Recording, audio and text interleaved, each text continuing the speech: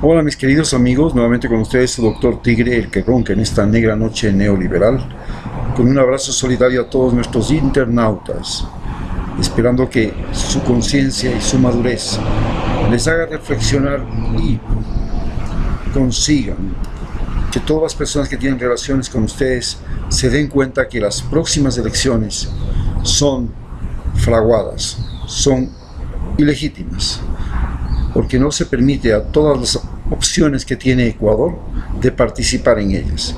Todo aquel que quiera participar con una opción a favor de Rafael Correa no se le permite su registro en el Consejo Nacional Electoral.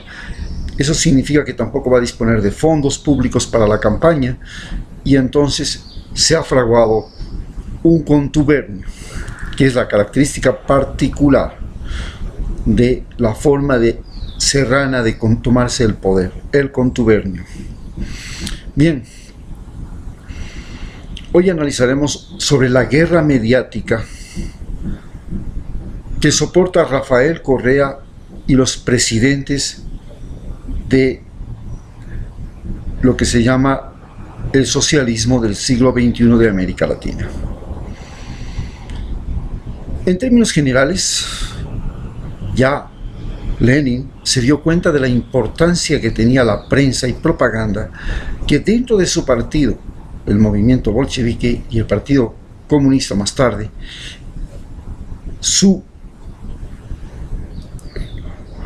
había una parte que se llamaba de prensa y propaganda, que era el eje fundamental del partido. El eje fundamental del partido, de todo partido de izquierda, se basaba en el eje de prensa y propaganda.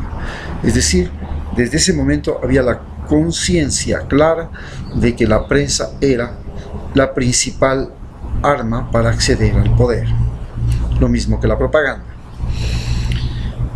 Ya en América Latina, cuando vemos cómo surgen Hearst, Pulitzer, los dos grandes genios de la prensa libre norteamericana, y que llegan a tomarse el poder prácticamente y el controlar los medios de los Estados Unidos, la prensa escrita, porque todavía no había radio, estamos hablando de finales del siglo XIX, estos dos individuos faltan a la verdad, utilizan y manipulan la información, el sensacionalismo, para conseguir y motivar y justificar la guerra hispano-norteamericana que quitó a España, Cuba, Puerto Rico, Hawái, Guam y otras islas que estaban en el Océano Índico.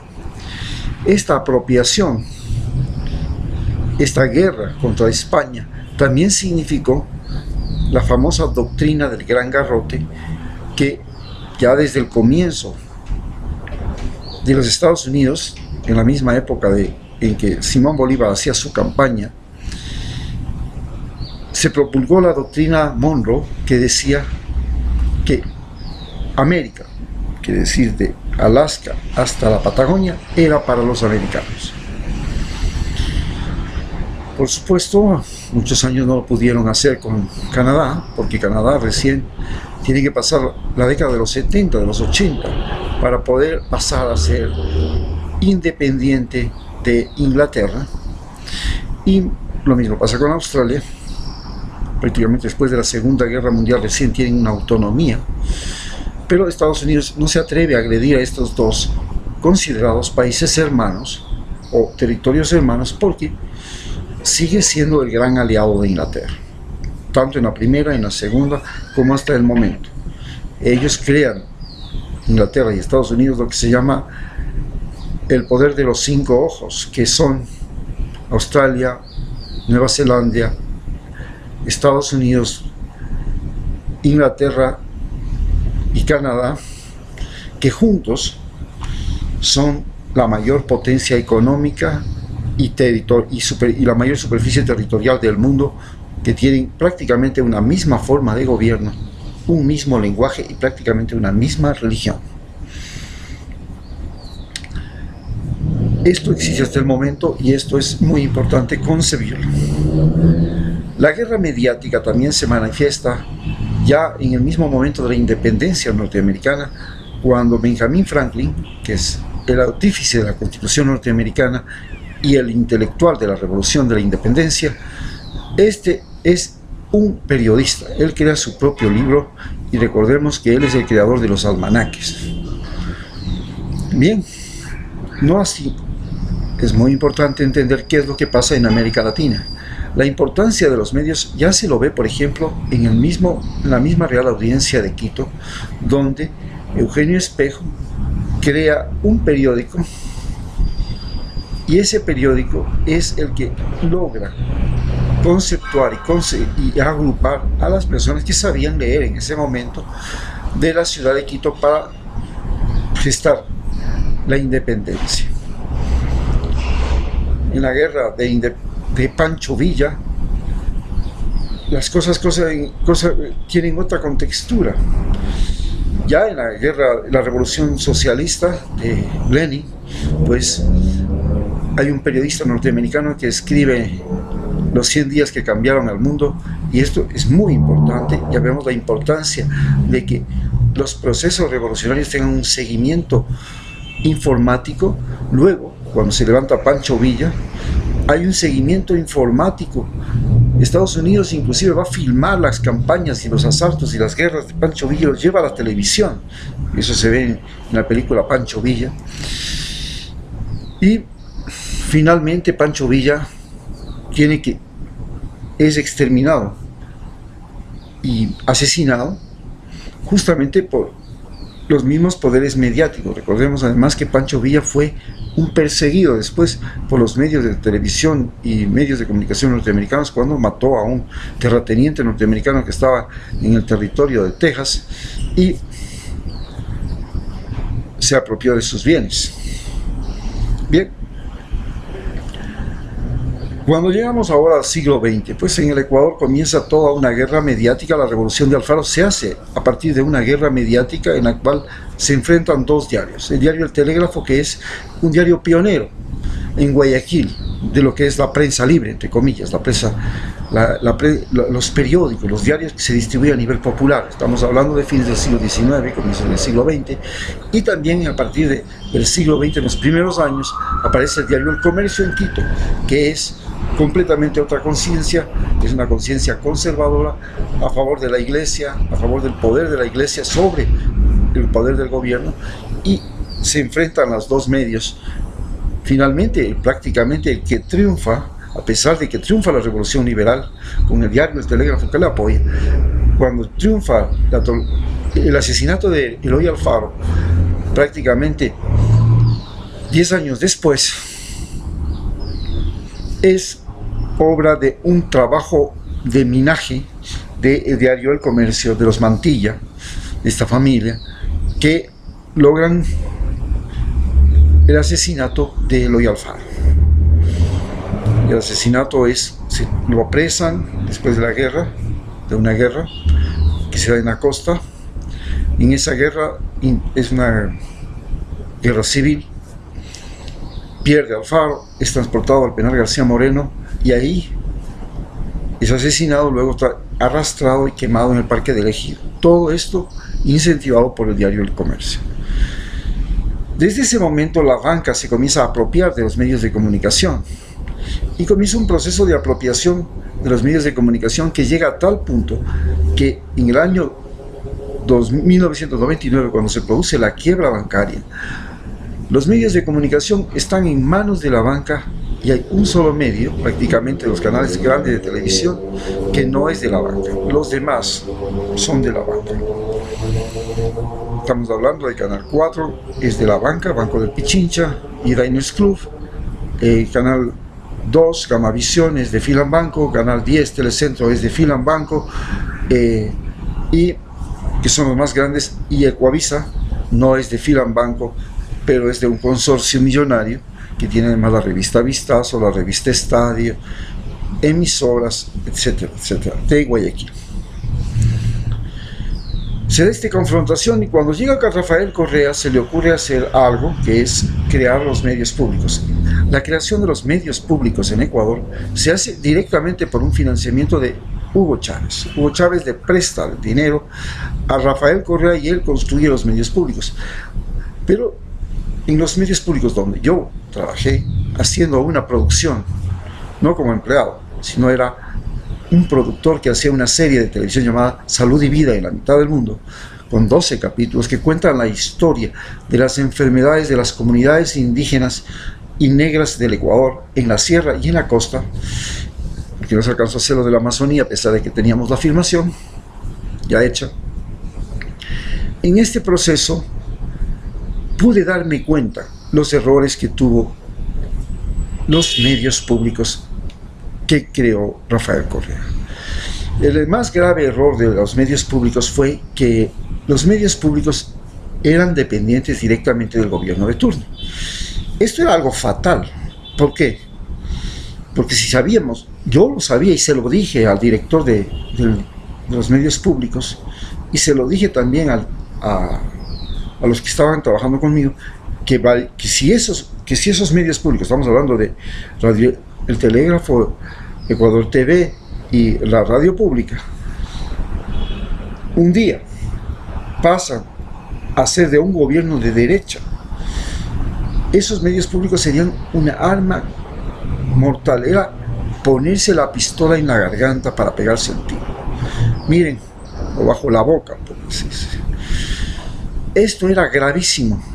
Los medios públicos siempre defendí que tenían que tener una especie de ser más o menos como la idea que tuvo BBC, aunque no se logró hacer, de que los medios públicos tenían que ser un sistema autónomo y autofinanciado con un presupuesto aparte, que es como es la BBC de Londres, ¿no? Es un sistema de comunicación del pueblo, entre comillas, no depende del Estado en teoría, pero es un sistema que es autofinanciado, recibe fondos privados y fondos públicos, y todo ciudadano inglés que quiere la señal de la BBC tiene que pagar por arrendar esa señal. Esta era una de las características fundamentales del sistema de la BBC. Bueno, esta era una cosa interesante.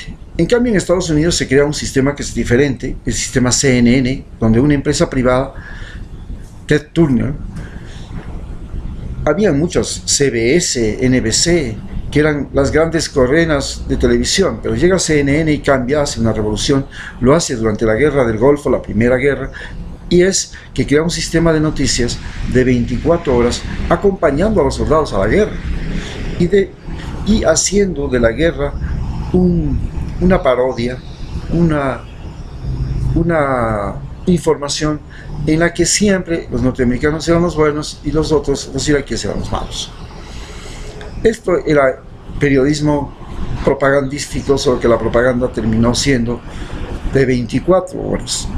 Y desde ahí Ted Turner comenzó a tratar de cambiar las cosas, pero fue comprado por Warner Brothers. Y Warner a su vez fue comprada por la compañía Halliburton. Y Halliburton era propiedad de Dick Cheney, que era el vicepresidente de los Estados Unidos en el momento en que hubo la guerra. Fue el presidente de George Bush hijo, cuando hubo la segunda guerra contra Irak, y en la que le matan a Saddam Hussein.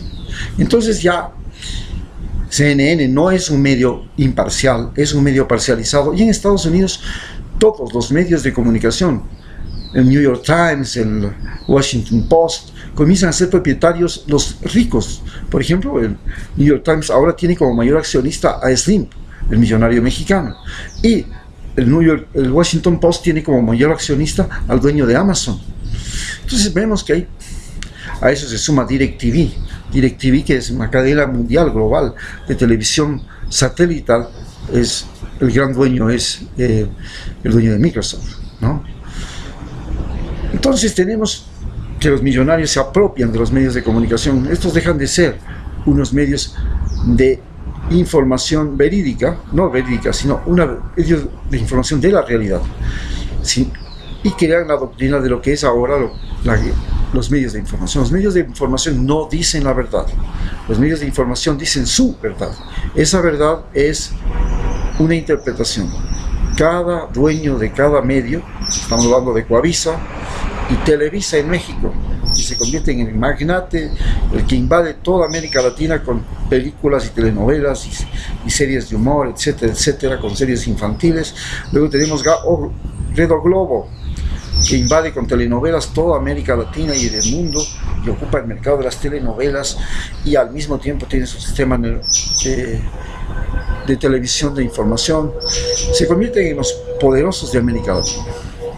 En esta guerra mediática, entonces nos enfrentamos a que se comete un grave error. En lugar de que sean, por ejemplo, que los medios de comunicación sean un organismo independiente, o que los medios de comunicación sean parte de las facultades de comunicación de las universidades públicas del Ecuador. Estos pasan a ser unos competidores de los medios privados y hacen la misma tontería de los medios privados, que series de entretenimiento, que películas, que novelas, que esto, cuando lo correcto era crear lo que se llama la televisión segmentaria, en que se dedicaban a una sola cosa: noticias y documentales, y tenían todo un sistema, tenían cámaras, tenían equipos y todo para que cada provincia reciba esos equipos y desde cada provincia se transmita noticias de información y producción de documentales de parte de los para crear la red pública de información. Pero se cometió este grave error y al final Lenín Moreno consigue que los medios públicos se vuelvan contra Rafael Correa, y ahora los medios públicos junto con los medios privados hacen linchamiento mediático, algo que estaba sancionado contra Rafael Correa, y Rafael Correa ha sido juzgado en los titulares, no en los tribunales, y además los jueces son juzgados también en los titulares, y todo se hace en los titulares. Los dueños de la justicia en el Ecuador pasaron a ser los medios públicos. En esta situación es la que estamos viviendo. Los medios públicos se han apropiado de nuestra vida. Por suerte ha aparecido el Internet, y con el Internet tenemos que ellos están perdiendo gran parte del terreno, y ahora yo puedo expresarme a través de YouTube. Ustedes y muchos como yo pueden hacerlo sin necesidad de que haya un canal de televisión que nos permita o no nos permita, un periodista que nos permita o no nos permita, que nos entreviste o no nos entreviste, y que interprete todas las noticias, toda la información, todos los comentarios. Esta es la forma de manipulación. En esta guerra mediática está metido Rafael Correa, en esta guerra mediática está metido Lenín Moreno. Lenín Moreno como el villano que se apropia de todos los medios públicos, se confabula con los medios privados para tratar de retroceder el país y volver a permitir que los viejos poderes se retomen el Ecuador, y Rafael Correa tratando de que su obra, su trabajo, su misión, su vida personal sea una vida ejemplar para que los ecuatorianos podamos tener una razón de inspiración. En esta situación se pretende y se ensucia el nombre no solamente de Rafael Correa, de cualquier persona, siempre acusando con la modalidad serrana. Todo serrano, para mandarle sacando al empleado, le acusa al empleado de ladrón.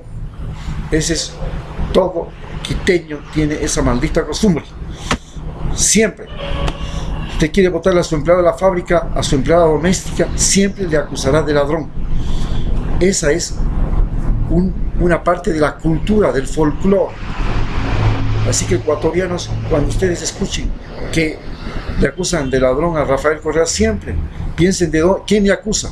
Si es el rico de Quito o de Guayaquil o de Cuenca, entonces ya saben, es tradición. Desde la época de la colonia, cómo se sancionaba a los indios, cómo se les acusaba de todo, cómo se impedía que el patrón les reconozca la pensión a la hija que había preñado de alguna mujer, cómo se reconocía, cómo se le maltrataba al indio, cómo se le juzgaba, cómo no se le pagaba los sueldos, siempre se le acusaba de ladrón. Lo mismo están haciendo con Rafael Correa, y eso es la guerra mediática que tenemos, y esa es la acusación, y esto es una cultura informática, una cultura. Por eso, ecuatorianos, cuando ustedes oigan que a alguien le acusan de ladrón los medios de comunicación y los tribunales de Quito y de Guayaquil o de Cuenca, siempre tengan presente, el poder, la riqueza y los conocimientos estuvieron siempre en manos de los ricos, Rafael Correa les tocó el huevo de las águilas, y eso les sirvió en forma, y esa es la guerra mediática que vivimos. Gracias.